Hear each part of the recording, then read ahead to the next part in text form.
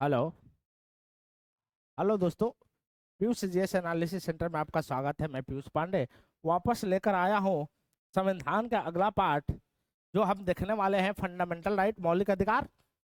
तो हमने कहा था कि पूरा यूपीएससी के सिलेबस जितना भी है वो मैं 1 महीने के अंदर मतलब डालने वाला हूँ। फ्री में आप लोग पढ़ाई करिए, फ्री में देखते रहिए, शेयर करिए, लाइक करिए, सब्सक्राइब करते रहिए। मजा आने वाला है सबका, चाहे इतिहास हो, पॉलिटी हो, इकोनॉमिक्स हो या ज्योग्राफी हो, एथिक्स और इंटीग्रिटी, सारे के सारे सब्जेक्ट डालने वाला हूं, वो भी 1 महीना के अंदर में। सबसे ज्यादा तो ये है, लोग कहते हैं कि यूपीएससी की तैयारी करवाने के लिए 17-18 महीने चाहिए, लेकिन मैं तो 1 महीने में डालने वाला हूं, तो मजा तो आने वाला है। तो देखिए अगला भाग, मौलिक अधिकार। ये देखिए ऊपर line, Piyush GS analysis centre, कितना अच्छा लग रहा है, ठीक है ना। तो आगे देखिए, हम आज पढ़ेंगे मौलिक अधिकार। मौलिक अधिकार क्या होता है, ये आपके लिए भी जरूरी है। आपका मौलिक अधिकार, मौलिक अधिकार के बारे में हम जानते हैं, क्या होता है हमारा मौलिक अधिकार, कैसे इसका इतिहास रहा है और क्या क्या एग्जाम के लिए जरूरी चीज है, इसके बारे में हम जानकारी लेते हैं। तो देखो भाई, मौलिक अधिकार, अब मौलिक अधिकार हमें दो तरह से मिला है, थोड़ा सा देख लेते हैं। एक है फंडामेंटल राइट, 12 से 35 के बीच में, और दूसरा जो मिला है हमको, जो दूसरा मिला है वो डीपीएसपी, डीपीएसपी के रूप में। ये आपके पॉलिटिकल मतलब राजनीतिक न्याय प्रदान करता है, और ये आपके सामाजिक, सोशल और इकोनॉमी, दो तरीके की है मौलिक अधिकार है। ठीक है, अब देखिए थोड़ा सा इतिहास है इसके। मौलिक अधिकार के संविधान के बाद भाग तीसरा में ये अनुच्छेद 12 से 35 में निहित है हमारा मौलिक अधिकार। तो कोई आपसे पूछे कि मौलिक अधिकार 12 से 35 भाग 3 में, और ये कहां से लिया गया है बच्चे, तो यूएस के बिल ऑफ राइट से ये लिया गया है। समझ में आया। संविधान के भाग 3 को भारत के मैग्ना कार्टा के रूप में वर्णित किया गया है। इसको मैग्ना कार्टा भी बोला जाता है, जो पहला फंडामेंटल राइट आया था यूके में, उसी के आधार पे इसको भी मैग्ना कार्टा, ये भारत के मैग्ना कार्टा है। इसमें न्याय संगत मौलिक अधिकार की एक बहुत लंबी और व्यापक सूची शामिल है। वास्तव में हमारे संविधान में मौलिक अधिकार संयुक्त राज्य अमेरिका सहित दुनिया के किसी भी अन्य देश से संविधान में मौजूद मौलिक अधिकारों से अधिक बड़ा है। कहने का मतलब है, जो हमारा मौलिक अधिकार है, वो हमारा मौलिक अधिकार विश्व में जितना भी मौलिक अधिकार अलग अलग देशों में है, उनके से सबसे ज्यादा मौलिक अधिकार बड़े लेवल पे और बहुत ज्यादा एक्सप्लेन जो किया गया है हमारे मौलिक अधिकार में किया गया है। संविधान द्वारा सभी व्यक्ति को बिना किसी भेदभाव के मौलिक अधिकार की गारंटी दी गई है मेरे भाई, और ये सभी व्यक्तियों को समानता, व्यक्ति का गरिमा, व्यापक सार्वजनिक हित और राष्ट्र की एकता को कायम रखता है हमारा मौलिक अधिकार। मेरे बात समझ में आया।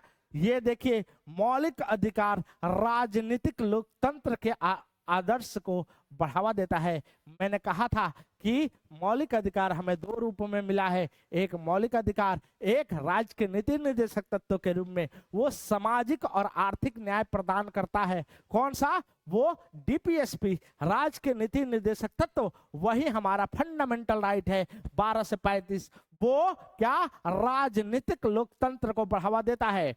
ये देश में सत्ता वादी और निरंकुश शासन की स्थापना को रोकता है, और राज्य के आक्रमणों के खिलाफ लोगों की स्वतंत्रता और स्वतंत्रता की रक्षा करता है। कहने का मतलब ये सिंपल सा है कि हमें मौलिक अधिकार क्यों मिला है, कि भैया राज्य जो है हमारे मौलिक अधिकार को छीन ना ले, हमें स्वतंत्रता चाहिए। राज्य के खिलाफ दी गई है ये मौलिक अधिकार। ये कार्यपालिका के अत्याचार और विधायिका के मनमाने कानून के के रूप में कार्य करते हैं। कहने का मतलब है ये चेक्स एंड बैलेंस है। ये कार्यपालिका, चाहे वो विधायिका के, कार्यपालिका भी मनमानी आपके ऊपर नहीं कर सकता, वहीं विधायिका भी ऐसा कानून नहीं बना सकता जो आपके मौलिक अधिकार का हनन हो रहा है। मेरे भाई, संक्षिप्त रूप में इसका लक्ष्य कानून की सरकार का स्थापना करना है। इसका जो उद्देश्य है, उद्देश्य क्या है कि हमें ऐसा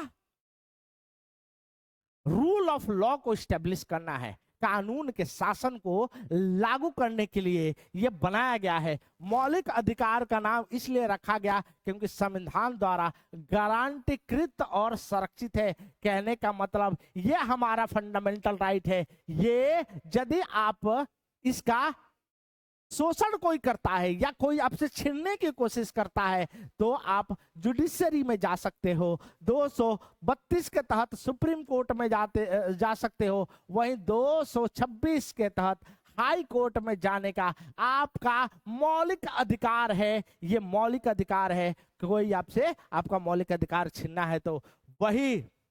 अब देखिए कितना बढ़िया चीज है, क्यों कितना ठीक है ना। तो इसीलिए प्रोटेक्शन दी गई है, आपकी प्रोटेक्शन दी गई है मौलिक अधिकार 32 में। ये भी आगे देखिए, देश का मौलिक कानून ये इस अर्थ में मौलिक है कि व्यक्तियों को सर्वगुण विकास, भौतिक, बौद्धिक, नैतिक और आध्यात्मिक के लिए सबसे आवश्यक है। राजनीतिक, पॉलिटिकल जो या राजनीतिक जिसको बोलेंगे, राजनीतिक जो फंडामेंटल मौलिक अधिकार है, इसका मतलब ये होता है कि आपका जो भौतिक रूप से या बौद्धिक रूप से या नैतिक रूप से आपको बेहतर बनाए, आपको बहुत ही ज्यादा बेहतर बनाए। और मूल रूप से संविधान ने 7 मौलिक अधिकार का प्रावधान किया है। देखिए शुरुआती दौर में हमारे कितने मौलिक अधिकार थे? तो 7 मौलिक अधिकार थे। कौन कौन सा था भाई? तो समानता का अधिकार, पहला देखो समानता का अधिकार, ये 14 से 18 के बीच में मौजूद है। स्वतंत्रता का अधिकार जो कि 19 से 20 अनुच्छेद में मौजूद है। वही शोषण के विरुद्ध अधिकार 23 से 24 के बीच में है। धार्मिक स्वतंत्रता का अधिकार जो कि 25 और 28 में है। वही संस्कृत और शैक्षिक अधिकार जो 29 और 30 में मौजूद है। और संपत्ति का अधिकार 31 में मौजूद है।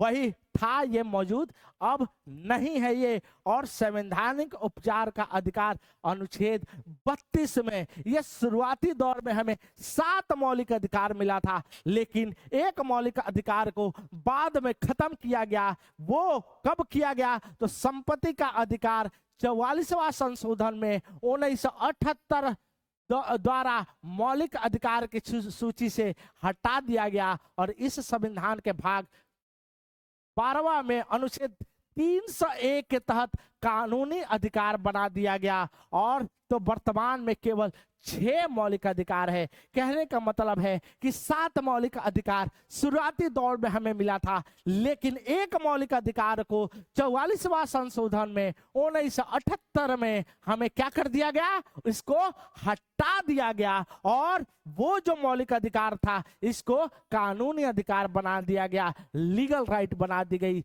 संवैधानिक राइट से हटा के, मतलब फंडामेंटल राइट से हटा के। समझ में आया क्या बेटा? समझ में आया क्या? तो मौलिक अधिकार की विशेषता, जो अगला पार्ट है कि हमारा मौलिक अधिकार का विशेषता क्या है, तो देखते जाइए क्या करके। इनमें से कुछ केवल नागरिकों के लिए उपलब्ध है, जबकि अन्य सभी व्यक्तियों के लिए उपलब्ध है, चाहे वो नागरिक हो, विदेशी हो, निगम हो, कंपनी जैसे कानूनी व्यक्ति हो। कहने का मतलब है जो हमें मौलिक अधिकार दिया गया है वो हमारे सिटीजन, मतलब हम लोग जो भारतीय हैं उनके लिए भी है, जो गैर भारतीय है, जो कि इंडियन नहीं है, कुछ अधिकार उनको भी दिया गया है। और सबसे समझने वाली बात मेरे भाई ये भी है कि कंपनी जैसे कंपनियां हो, निगम हो, ऐसे आइडेंटिटी जो लीगल आइडेंटिटी कहा जाता है, इनको भी मौलिक अधिकार दिया गया है। कहने का मतलब समझ में आया? तो कोई आपसे पूछे कि मौलिक अधिकार किसके लिए है, तो केवल आप ये नहीं कहेंगे कि भारतीयों के लिए केवल है, नहीं, कुछ अधिकार हमारे, कुछ सारे अधिकार हमारे लिए है। इसके अलावा कुछ अधिकार जो है वो गैर भारतीयों के लिए, जो इंडियन सिटीजन नहीं है उनको भी है, कंपनियों के लिए है, निगम है, जो लीगल आइडेंटिटी है उनका भी मौलिक अधिकार होता है। समझ में आया क्या? ठीक है, ये पूर्ण नहीं बल्कि योग्य है, राज्य इन पर उचित प्रतिबंध लगा सकता है। कहने का मतलब यह है कि हमारा जो मौलिक अधिकार है वो कंप्लीट नहीं है, क्वालिफाइड है। ये कहने का मतलब है कि इस पे कुछ कंडीशन है। ऐसा नहीं कहा जा सकता कि नहीं, एब्सोल्यूट फंडामेंटल राइट नहीं है। एब्सोल्यूट फंडामेंटल राइट का मतलब होता है जो पूरी तरह लागू हो। कोई भी मौलिक अधिकार हमारा एब्सोल्यूट फंडामेंटल राइट नहीं है। केवल एक 17 को छोड़ के बेटा 17 एब्सोल्यूट फंडामेंटल राइट बोला जाता है। बाकी जितने भी मौलिक अधिकार आप देखेंगे उस पे कुछ ना कुछ कंडीशन लगाया गया है। समझ में आया क्या? तो देखिए आगे, अभी मजा आने वाला है, अभी बहुत मजा आने वाला है। ये देखिए, हालांकि ऐसे प्रतिबंध उचित या नहीं इसका निर्णय अदालत को करना है। कहने का मतलब है कि कोई भी प्रतिबंध जो लगाया गया है ये उचित है कि नहीं है, इसका निर्णय कौन देगा? तो न्यायपालिका, अदालत को करना है बेटा। इसलिए न्यायपालिका का काम है, क्या काम है? कि आपके मौलिक अधिकार का संरक्षण करे। आपके साथ यदि गलत व्यवहार हो रहा है तो इसका देखने का काम किसके पास है? तो वो है न्यायालय के पास।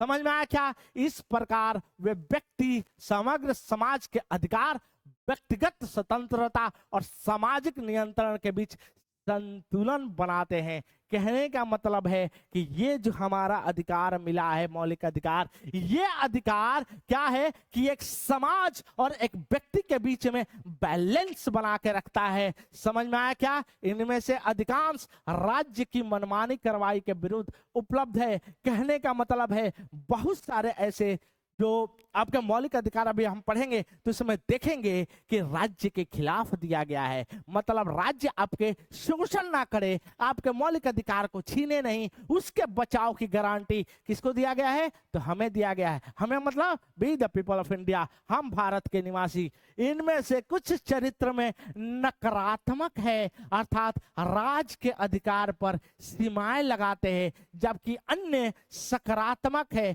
प्राकृतिक के जो व्यक्ति को कुछ विशेष अधिकार प्रदान करता है।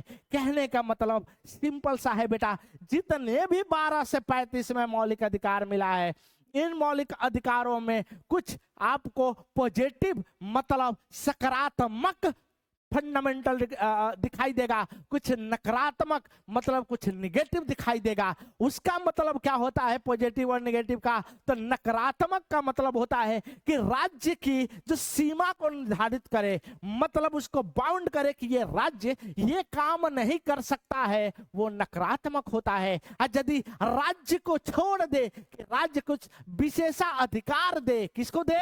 सिटीजन ऑफ इंडिया, हम लोगों के कुछ लोगों को जो सोशली इकोनॉमिकली बैकवर्ड है, इस आधार पे, तो वो मौलिक अधिकार क्या हो जाएगा? वो सकारात्मक हो जाएगा। नकारात्मक का मतलब कि राज्य को नहीं करना है, जैसे राज्य को भेदभाव नहीं करना है। किसके आधार पे? लिंग के आधार पे, जाति के आधार पे, आपके धर्म के आधार पे। तो ये क्या होगा? ये नकारात्मक होगा। और दूसरा, जैसे राज्य को विशेष अधिकार देने की शक्ति है कि लड़कियों को, वुमेन को, चाइल्ड को, SC ST OBC EWS को अलग से रिजर्वेशन दिया जाए, राज्य देगा, तो ये क्या हो जाएगा? सकारात्मक हो जाएगा बेटा। कहने का मतलब समझ में आए? ये न्याय संगत है, व्यक्ति को उनके परिवर्तन के लिए अदालतों में जाने की अनुमति देते हैं यदि अब भी उनका उल्लंघन किया जाता है। कहने का मतलब है कि यदि किसी का मौलिक अधिकार को छीना जाता है बेटा, तो वो सीधे न्यायालय में जा सकता है। कैसे? तो अनुच्छेद 32 के तहत सुप्रीम कोर्ट में और 226 के तहत हाई कोर्ट में। समझ में आया क्या? समझ में आया क्या? आगे देखिए, सर्वोच्च न्यायालय द्वारा इनका बचाव और गारंटी की जाती है, इसलिए पीड़ित व्यक्ति सीधे सुप्रीम कोर्ट जा सकता है। जरूरी नहीं है कि वो उच्च न्यायालय के फैसले के खिलाफ अपील के जरिए ही जाए। कहने का मतलब है पहले गारंटी था, क्योंकि 32 जो है ना वो आपका मौलिक अधिकार खुद में ही है, तो आप सीधे सुप्रीम कोर्ट में जा सकते हैं, क्योंकि 32 है जो सुप्रीम कोर्ट में जाने का तरीका है। ये 32 खुद में मौलिक अधिकार है, मतलब सीधे आप मौलिक अधिकार का यदि कोई शोषण कर रहा है या आपसे छीनने की कोशिश कर रहा है तो आप सीधे सुप्रीम कोर्ट में जा सकते हैं। वही हाई कोर्ट में भी जा सकते हैं 226 में, 226 के तहत। ठीक है, आगे देखिए, यह पूर्ण स्थायी नहीं है, संसद उसे कम या निरस्त कर सकती है, लेकिन केवल संवैधानिक संशोधन अधिनियम द्वारा, किसी समान अधिनियम द्वारा नहीं।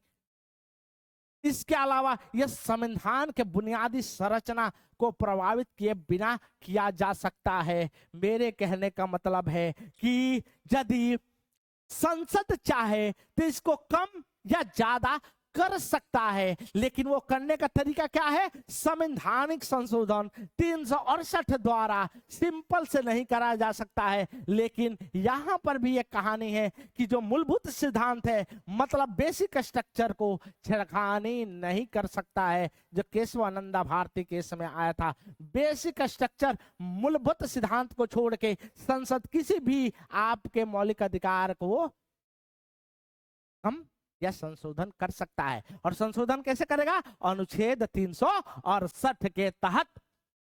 अनुच्छेद 20 और 21 द्वारा गारंटी अधिकृत को छोड़कर अन्य राष्ट्रीय आपातकाल के संचालन द्वारा निलंबित किया जा सकता है। कहने का मतलब है अनुच्छेद 20 और 21 के अलावा जितने भी मौलिक अधिकार है वो सारे के सारे इमरजेंसी के समय में आपसे छीन लिया जा सकता है। ये लिखा हुआ है भैया, कहाँ लिखा हुआ है? तो लिखा हुआ है हमारा संविधान में। इसके अलावा अनुच्छेद 19 द्वारा गारंटीकृत 6 अधिकारों को केवल तब भी निलंबित किया जा सकता है जब युद्ध, बाहरी आक्रमण यानी बाहरी आपातकाल के आधार पर घोषित किया जाता है। कहने का मतलब है कि देखो अभी माहौल बन रहा है भारत और पाकिस्तान के बीच में लड़ाई का। यदि ऐसा होता है तो हो सके तो आर्टिकल 19 आपसे छीना जा सकता है, लेकिन इंटरनल विद्रोह हो जाए भारत में तब आर्टिकल 19 को छीना नहीं जा सकता। तो आर्टिकल 19 को छीनने का एक ही तरीका है, यदि भारत और पाकिस्तान, भारत और चाइना किसी भी देश के साथ संघर्ष उत्पन्न हो जाए, लड़ाई, युद्ध प्रारंभ हो जाए। मेरे बात कहने का मतलब समझ में आया? ये आगे देखिए, इनके संचालन का दायरा अनुच्छेद 31 से संपत्ति आदि के अधिग्रहण प्रदान करने वाले कानूनों को बचत अनुच्छेद 31 भी नवी अनुसूची में शामिल कुछ कृत्यों और मान्यता और अनुच्छेद 21 सी में कुछ प्रभावी सीमित है। कहने का मतलब है कि हम इसको देखेंगे 31 ए, बी और सी कुछ रिस्ट्रिक्शन लगाता है हमारे मौलिक अधिकार पे। इसको हम पूर्ण तरीके से आगे चल के देखेंगे। इसको देखेंगे सशस्त्र बलों, अर्धसैन्य बलों, पुलिस बलों, खुफिया एजेंसी के सदस्यों के लिए उनके आवेदन को संसद द्वारा प्रतिबंधित या निरस्त किया जा सकता है। अनुच्छेद 33 के कहता है कि भैया अर्धसैनिक बल हो, सशस्त्र बल हो, पुलिस बल हो, खुफिया एजेंसी हो, इनके मौलिक अधिकार को छीना जा सकता है। और ये छीनने की शक्ति किसके पास है? संसद द्वारा। कौन सी अनुच्छेद में लिखा है? तो अनुच्छेद 33 में लिखा है। कहां लिखा है मेरे भाई? 33 में लिखा है। किसी भी क्षेत्र में मार्शल लॉ लागू होने पर उनके आवेदन को प्रतिबंधित किया जा सकता है। मार्शल लॉ अर्थव्यवस्था का बहाल करने के लिए असामान्य परिस्थिति में लगाया गया सैन्य शासन अनुच्छेद 34 में यह राष्ट्रीय आपातकाल लगाने से अलग है। कहने का मतलब है आज तक मार्शल एक्ट भारत में लगा नहीं है। जब मौलिक अधिकार के अनुच्छेद 34 पढ़ेंगे तो हम समझेंगे कि ये मार्शल एक्ट क्या होता है। तो कहा गया है कि अनुच्छेद 34 में जब मार्शल एक्ट लागू होगा तो आपके मौलिक अधिकार को छीन लिया जा सकता है। भाई आज तक नहीं, अब भगवान न करे कि कभी ये मार्शल एक्ट लगे। बहुत ही खतरनाक है। पढ़ेंगे मौलिक अधिकार में कितना खतरनाक है ये। इनमें से अधिकांश सीधे परिवर्तन जबकि उनमें से कुछ भी अन्य प्रभावी करने के लिए बनाए गए कानून के आधार पर लागू किया जा सकता है, ऐसा केवल संसद द्वारा बनाया जा सकता है, राज्य विधानसभा द्वारा नहीं। ताकि कहने का मतलब है इसको लगाने के लिए यदि कुछ कानून बनाना है तो उस कानून बनाने का अधिकार संसद के पास है, ना कि विधान मंडल के पास। भाग 3 में कुछ ऐसे अधिकार शामिल जो राज्य के विरुद्ध बल्कि निजी व्यक्तियों के विरुद्ध भी उपलब्ध है। इनमें से कुछ अधिकार अर्थात अनुच्छेद सीधे तौर पर लागू करने योग्य नहीं है। तभी आगे देखिए, इसमें कुछ नहीं है। आगे पढ़ते हैं चौथा, आ गए मौलिक अधिकार के असली कहानी पे बेटा। मौलिक अधिकार अनुच्छेद 12, राज्य की परिभाषा। राज्य की परिभाषा, राज्य की परिभाषा। अनुच्छेद 12 क्या होता है? तो हम 12 से 35 के बीच में हमारा मौलिक अधिकार है। 12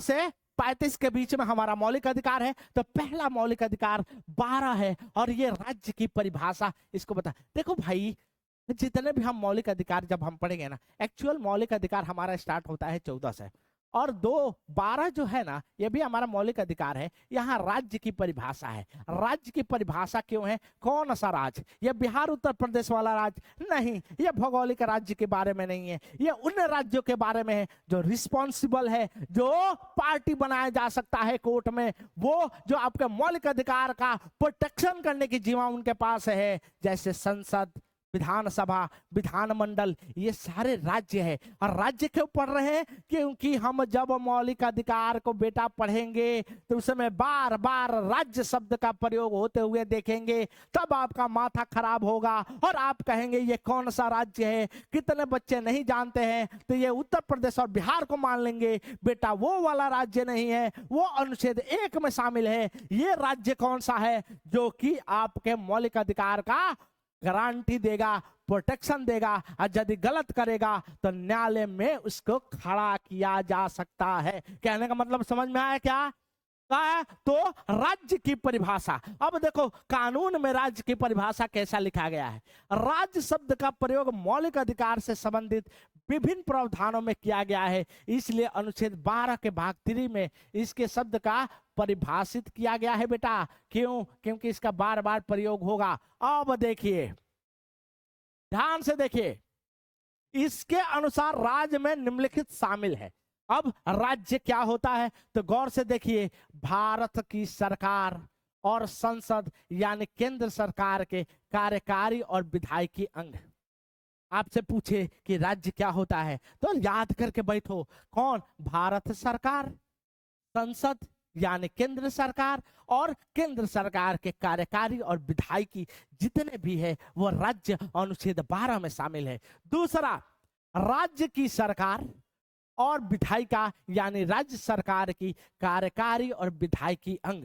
कहने का मतलब है कि केंद्र में केंद्र सरकार, राज्य में राज्य सरकार, और उसकी विधायकी और कार्यपालिका दोनों के दोनों सब राज्य अनुच्छेद 12 के तहत है। ठीक है, आगे देखिए, सभी स्थानीय प्राधिकरण अर्थात नगर पालिका, पंचायती, जिला बोर्ड, सुधार ट्रस्ट आदि अन्य सभी प्राधिकरण देखिए अर्थात वैधानिक या गैर वैधानिक प्राधिकरण जैसे LIC, ONGC, सेल। अरे देखो भैया, ऐसे समझ लो कि 3 प्रकार का है। 3 प्रकार का हमारा आर्टिकल 12 में 3 प्रकार का राज्य के डिफिनेशन है। एक संसद और उसके जितने भी मेंबर्स है या केंद्र सरकार, एक राज्य सरकार और उसकी विधायिका और कार्यकारी परिषद।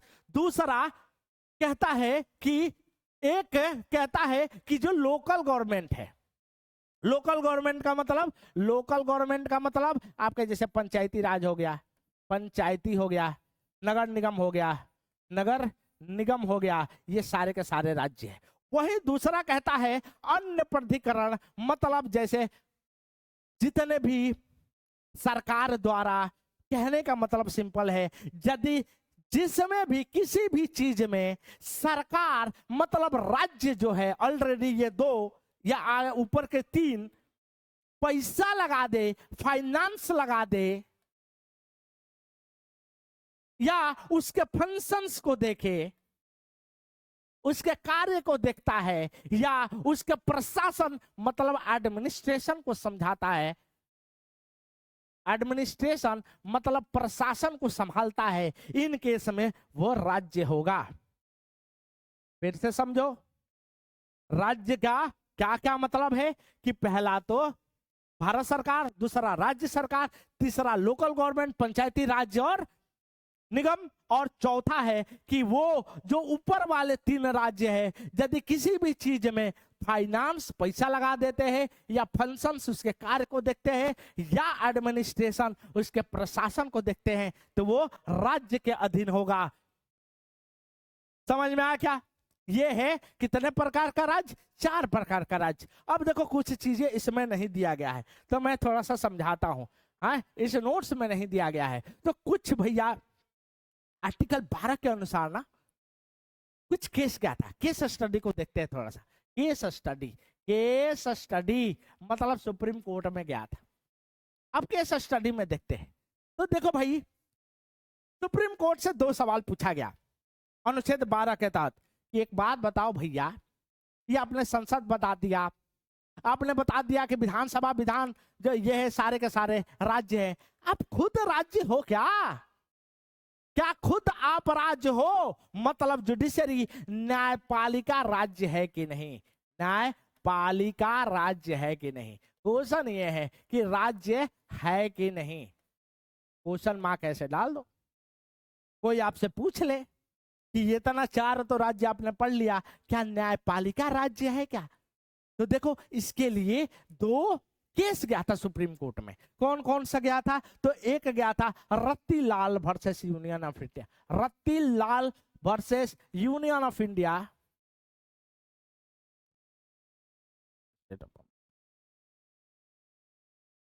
रत्तीलाल वर्सेस स्टेट ऑफ महाराष्ट्र है, स्टेट ऑफ महाराष्ट्र,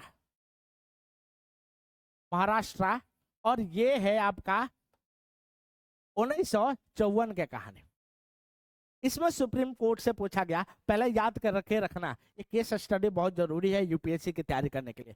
पहला था Ratilal versus state of Maharashtra 1954 की कहानी, जिसमें सुप्रीम कोर्ट से ये पूछा गया कि ये बताइए न्यायपालिका राज्य है कि नहीं है। तो सुप्रीम कोर्ट ने सीधे मना कर दिया, राज्य बनना ही नहीं चाहता। भाई साहब, सेपरेशन ऑफ पावर में कितना वीडियो मैंने बनाया है, जाके देखना कितना पावरफुल है इस समय न्यायपालिका। अभी उसकी कहानी 13 में देखेंगे, बड़ा मजा आने वाला है। लेकिन रत्तीलाल वर्सेस स्टेट ऑफ महाराष्ट्र में न्यायपालिका से पूछा गया क्या न्यायपालिका राज्य है कि नहीं। उसने मना कर दिया सीधे सीधे, हम राज्य नहीं बनेंगे, क्योंकि राज्य बनेंगे तो दायित्व को संभालना पड़ेगा। और वो और भी बोला क्योंकि हम जजमेंट देते हैं, हमको ही राज्य बना दोगे तो कोर्ट को कोर्ट में खड़ा नहीं किया जा सकता है। ये भी तो सही है, ये भी तो सही है। कोर्ट को कोर्ट में खड़ा करोगे क्या? तो रत्तीलाल वर्सेस स्टेट ऑफ महाराष्ट्र में मना कर दिया सुप्रीम कोर्ट ने। दूसरा केस बना वो रूपा, इधर लेना, औरतों ने क्या क्या किया है। रूपा अशोक हुर्रा, हुर्रा वर्सेस अशोक हुर्रा, अशोक हुर्रा की कहानी है ये पति पत्नी थे, पति पत्नी थे। इन्होंने भी बड़ा कहानी मजेदार है, 1984 का कंसेप्ट है इसका, 1984 का।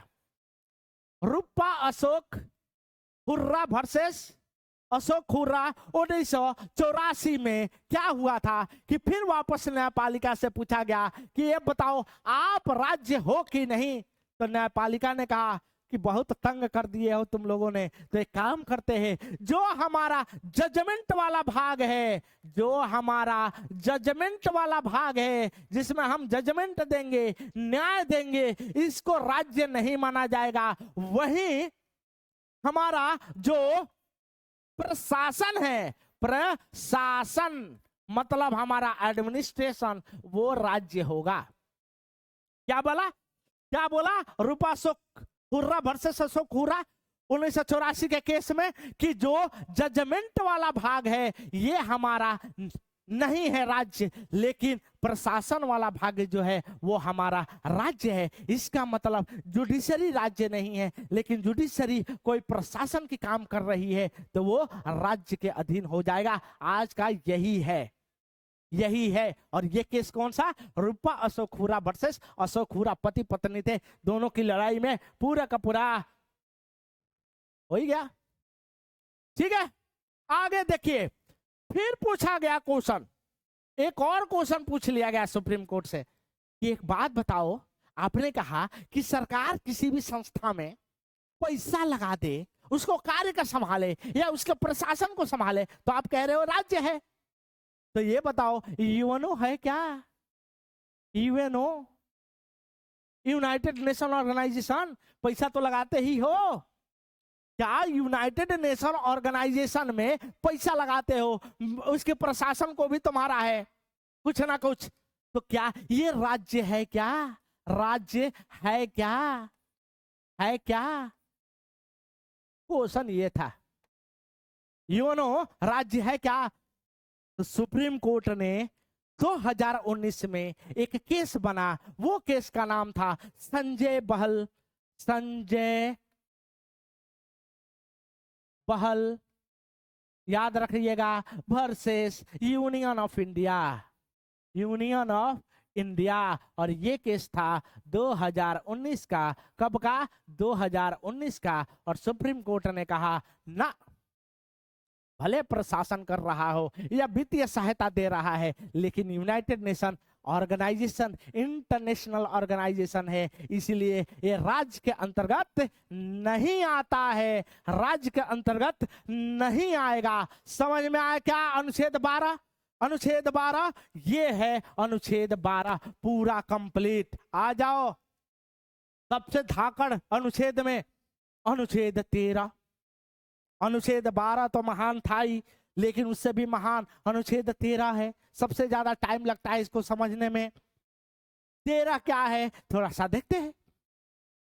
तो भाई 13 क्या कह रहा है? ये दो चीजों के लिए है। ये है कि उस संविधान के प्रारंभ में मतलब संविधान बनने से पहले लागू हुआ था। कब? 26 जनवरी 1950 से पहले के कानून या उसके बाद 26 जनवरी 1950 के बाद के कानून के क्या स्थिति होगा। आर्टिकल 13 का अनुसार क्या है कि कोई भी कानून यदि मौलिक अधिकार के साथ असंगत है तो वो क्या हो जाएगा? शून्य हो जाएगा। कहानी क्या है कि कोई भी कानून जो संसद या विधानसभा बनाएगी और वो मौलिक अधिकार के छीन रही है, असंगत है मौलिक अधिकार के साथ, तो वो शून्य होगा। लेकिन ऐसे कैसे शून्य होगा? शून्य होने का भी तो तरीका है। तो देखो भैया, ये दो तरीके की है। एक है आपका कौन सा? 26 जनवरी 1950 के पहले का कानून, और दूसरा 26 जनवरी 19 के बाद का कानून। एक पहले कानून और एक बाद के कानून। अब देखिए, अनुच्छेद 13 मुख्य उद्देश्य मौलिक अधिकार के ये है कि पहला खंड पहले से लागू कानून के संबंधित है, घोषित करता है कि संविधान के पूर्व कानून उस हद तक शून्य है जिस हद तक वह मौलिक अधिकार के साथ असंगत है। कहने का मतलब यहाँ पर तुमको समझ में नहीं आएगा, इसलिए हम समझाने के लिए ब्लैक बोर्ड पे जाएंगे। कैसे जाएंगे हो? ब्लैक बोर्ड पे जाएंगे हम। देखो भाई, अनुच्छेद 13 को समझो थोड़ा, अनुच्छेद 13 को समझो। इसमें ना तीन तरीके की डॉक्ट्रिन निकला है। 3 तरीके की डॉक्ट्रिन है। पहला डॉक्ट्रिन है, इधर ही लगा कर देते हैं। पहला जो डॉक्ट्रिन है हमारा, वो doctrine of severability, doctrine of severability,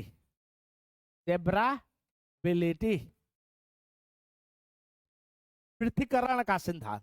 ये पृथ्वीकरण का सिद्धांत, हिंदी में पृथ्वीकरण का सिद्धांत।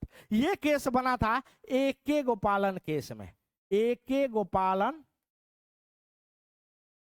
गोपालन केस में 1950 में। पहली बात समझ लो। 2 और एक है doctrine of eclipse. Doctrine of eclipse, doctrine of eclipse. और ये बना था Bhikhaji versus union of India, union of India case में, Bhikhaji versus union of India case 1955 में।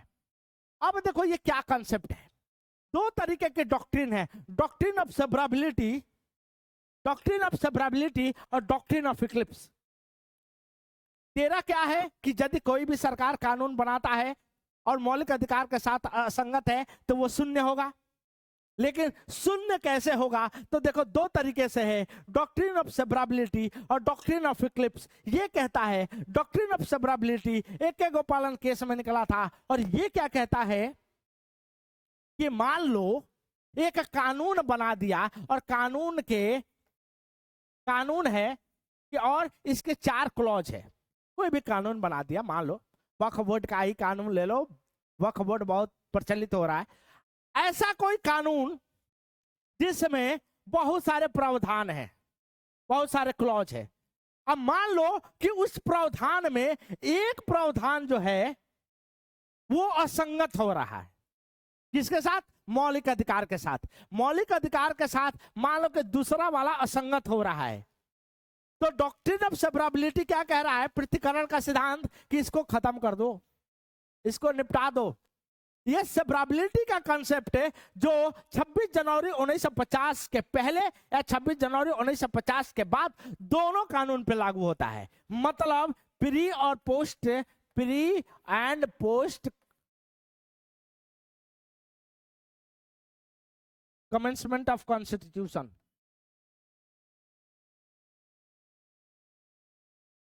कहने का मतलब है सेवरेबिलिटी का कंसेप्ट AK गोपालन केस में निकला था, कह रहा है कि यदि कोई भी कानून है उसके किसी भी एक प्रावधान यदि असंगत है मौलिक अधिकार के साथ, तो उसको क्या कर दो, कट कर दो, क्रॉप कर दो। जैसे प्रोफाइल पिक्चर लगाते हो ना बेटा, तो बगल वाला कोई झाक झुक रहा है तो उसको हटा देते हो कि ऐ साला इसको हटाओ, ऐसा करते हो ना, वो है सेवरेबिलिटी का कंसेप्ट। वही डॉक्ट्रिन ऑफ इक्लिप्स क्या कर रहा है, जो कि Bhikaji versus union of India 1955 में आया था। ये कह रहा है कि काटो मत इसको सुस्त अवस्था में कर दो, सुस्त अवस्था में। मेरे कहने का मतलब है कि मान लो कि कोई कानून है और कानून के 1 2 3 4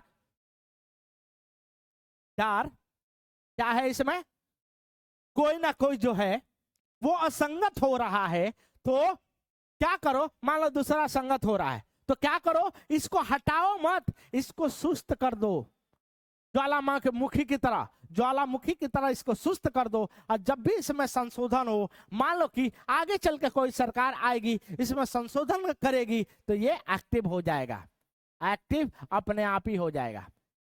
ये कहता है काट दो, ये कहता है कि सुस्त अवस्था में रखो, और इसमें यदि संशोधन कर दिया जाए और वो संशोधन वाला भाग मौलिक अधिकार के साथ संगत हो जाए, तो वो शून्य नहीं होगा, वापस एक्टिव हो जाएगा। समझ में आया क्या? ये है आर्टिकल 13 को, ये लैंग्वेज से ना समझ के मैंने ऐसे समझाया। क्यों समझाया? क्योंकि ये लैंग्वेज से समझ में आने वाला नहीं है बेटा, कितना भी पढ़ लो। ये है देखो, खंड खंड में लिखा हुआ है। तो भैया हमने क्या पढ़ा, पहला वाला पढ़ ली, दूसरा वाला कि राज्य ऐसा किसी विधि, ये तो संविधान में लिखा है, मेरे बात समझ में आया। तीसरा में लिखा है अनुच्छेद जब भी संदर्भ में अन्यथा उपेक्षित ना हो, विधि के अंतर्गत भारत में राज्य क्षेत्र में। ये तीसरा वाला जो भाग है विधि के बारे में बताता है कि ये 368 के तहत ये विधि नहीं है। अभी समझाते हैं, नहीं समझ में आएगा। ये मौलिक अधिकार जब भी हम अभी बेसिक स्ट्रक्चर की कहानी समझेंगे तो पूरी तरह समझ जाएंगे। और चौथा कहता है कि जितने भी अनुच्छेद के कोई भी बात 368 के अधीन किए गए इस संविधान के किसी संशोधन को लागू नहीं होगी। कहने का मतलब है कि वो जो कौन सा कानून है, वो 368 वाला कानून नहीं है, वो कानून है जो संसद बनाती है, विधायिका बनाती है। मेरे बात समझ में आए? अब देखो तीसरा जो डॉक्ट्रिन निकला था, ये सब पढ़ने की जरूरत नहीं है, ये सब पढ़ने की जरूरत नहीं है। क्यों नहीं जरूरत है? क्योंकि बेटा ये तुमको समझ से बाहर है, और इसीलिए जो तीसरा चीजें था वो मैं समझा देता हूं। ये ब्लैक बोर्ड कैसे निकलेगा जी? ऐड कैसे होगा? ऐड कैसे ऐड कर दे इसमें? हाँ देखो ऐड कर दिया। तो तीन डॉक्ट्रिन निकला था, 2 डॉक्ट्रिन पढ़ गए, सेपरेबिलिटी का कंसेप्ट, इक्लिप्स का कंसेप्ट, और आखिरी आया था बेसिक स्ट्रक्चर। बेसिक स्ट्रक्चर का कंसेप्ट, बेसिक स्ट्रक्चर का कंसेप्ट इसी से निकल के आया है। बेसिक स्ट्रक्चर मतलब मूलभूत सिद्धांत। मूलभूत सिद्धांत, कोई आपसे बोले 2000 मूलभूत सिद्धांत कौन से अनुच्छेद से आया है, तो बोलेंगे अनुच्छेद 13 से। किससे बोलेंगे? अनुच्छेद 13 से। और ये न्यायिक समीक्षा भी है अनुच्छेद 13। ये जुडिशियल रिव्यू का कंसेप्ट है। तो देखो बेसिक स्ट्रक्चर का कंसेप्ट देखते हैं कि बेसिक स्ट्रक्चर होता क्या है, क्या है कहानी इस बेसिक स्ट्रक्चर का। ध्यान से देखिएगा, शॉर्ट में समझाएंगे बेसिक स्ट्रक्चर, मजा आ जाएगी। नहीं मजा आए तो बता देना, नहीं मजा आए तो बता देना। थोड़ा पानी पी लिया जाए।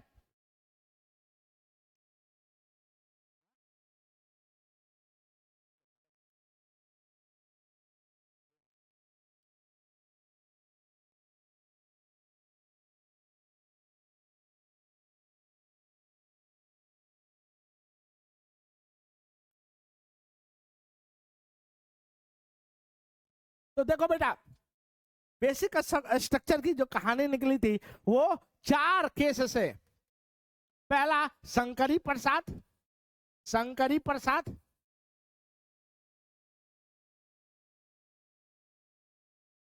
Versus state of MP. दूसरा Sajjan Kumar, Sajjan Kumar versus state of Rajasthan, Rajasthan. और तीसरा IG Golaknath, Golaknath, IG Golaknath versus state of Punjab, state of Punjab. और चौथा Kesavananda Bharati case, Kesavananda Bharati case versus state of Kerala.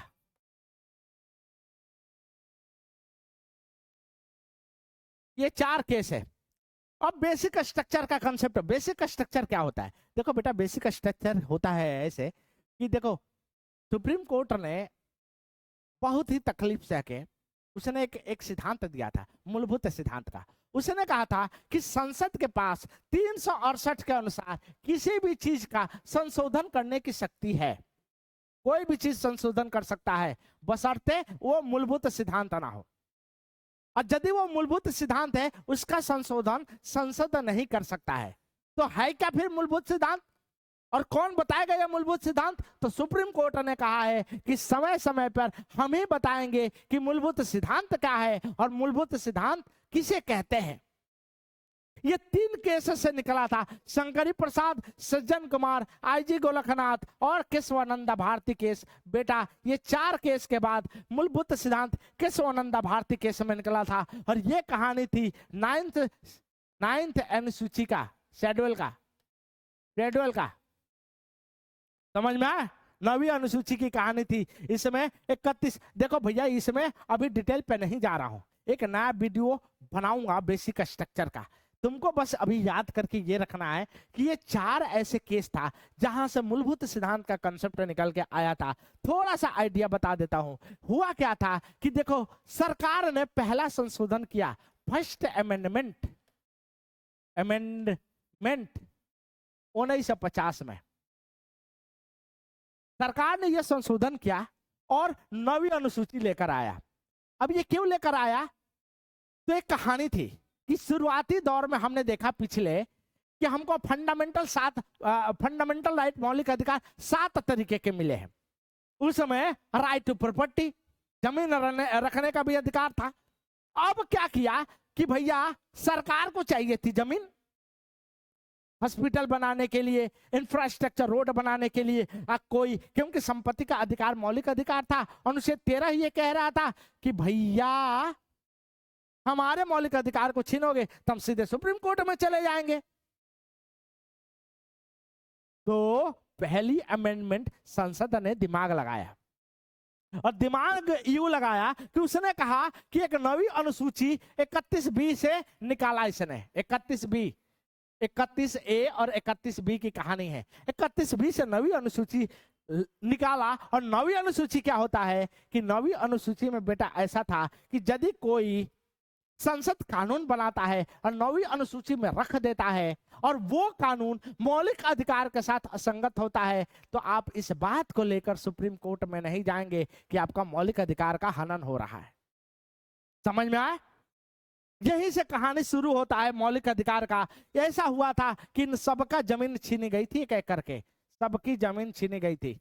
यहां तो शंकरी प्रसाद केस में सुप्रीम कोर्ट के पास इतनी शक्ति नहीं था, इसलिए उसने कहा कि नवी अनुसूची का कॉन्सेप्ट जो संसद बता रही है वो सही है। दूसरे वाला केस में सज्जन कुमार में हुआ क्या कि 17th अमेंडमेंट हो गया, 17वां अमेंडमेंट। और 7वां अमेंडमेंट क्या था कि उन्होंने प्रॉपर्टी को डिस्क्राइब, परिभाषित बहुत ब्रॉड लेवल पे कर दी कि ये भी जमीन को छीना जा सकता है, इसी जमीन को छीना जा सकता है। और ये बवाल हुआ। तो सज्जन Kumar versus state of Rajasthan की कहानी है। यहां पर भी दिक्कत कुछ नहीं हुआ, संसद भी जीत गया यहां पर भी। और सुप्रीम कोर्ट ने कहा भाई जो संसद कर रही है वो सही है, संसद जो कर रही है वो सही है। फिर सज्जन कुमार के बाद आईजी गोलखनाथ का केस बना, और यह केस 17वां अमेंडमेंट का था, 17वां संशोधन का। अब क्या हुआ कि यहां पर जमीन बहुत ज्यादा पंजाब में आईजी गोलखनाथ के छीने गए। सुप्रीम कोर्ट का लगा कि यार ये तो गड़बड़ बात है, ये तो मामला कुछ गलत चल रहा है।